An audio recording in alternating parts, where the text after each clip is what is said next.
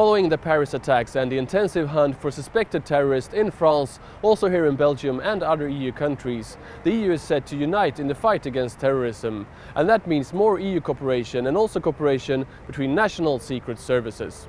Sharing information between member states' police and intelligence services is seen as crucial in tracking down terrorists. Last week, EU interior ministers met in an extraordinary meeting called for by France. The ministers decided to step up law enforcement cooperation and to greater extent share information on suspected terrorists and foreign fighters through various instruments. This week, the issue was raised by the European Parliament, where similar calls for cooperation were made. Guy Verhofstadt, Liberal leader in the Parliament, even demanded a proper EU intelligence service. Les terroristes, chers collègues, ils ne connaissent pas de frontières et nous devons nous doter donc aussi d'une capacité sécuritaire et de renseignement qui traverse également les frontières. Verhofstadt pointed at the fact that the suspected terrorist Salah Abdeslam was stopped at the border between France and Belgium just after the attacks, but was let through since French authorities didn't have the same information as the Belgian.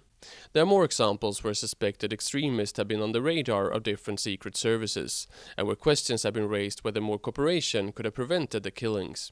Abdelhamid Abaoud, described as the brain behind the attack, was controlled by the police in Germany early 2014, but was also let go. And when the French police found him after the attacks, it was reportedly with help from Moroccan intelligence services providing information, not European.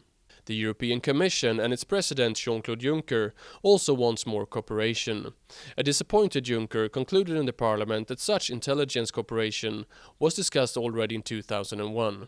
Déjà, une semaine après les attentats de New York, nous nous étions promis, les chefs d'État et de gouvernement, de mieux faire fonctionner et d'une façon concertée les services secrets. Il n'en fut rien.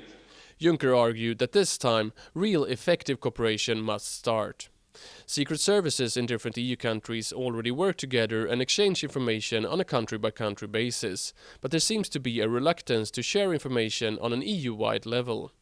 Thomas Renard, who is a counter-terrorism expert at the Egmont Institute in Brussels, says there are clear limitations when it comes to cooperation between secret services. Most of the information that they're dealing with are considered secret, and sharing them require a high level of trust, which may be often missing.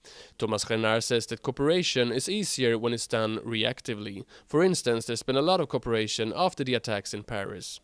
But when it comes to preventive work, making sure that attacks don't happen, it's more difficult.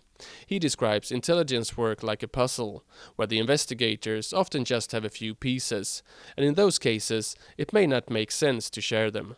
They gather so much information, that's the nature of their business, that they simply cannot and do not have an incentive to share that information preventively. So European politicians call for more EU cooperation and sharing of secret information, but that might be difficult. In the end of the day, this might be seen as a matter of national security, which per se is national.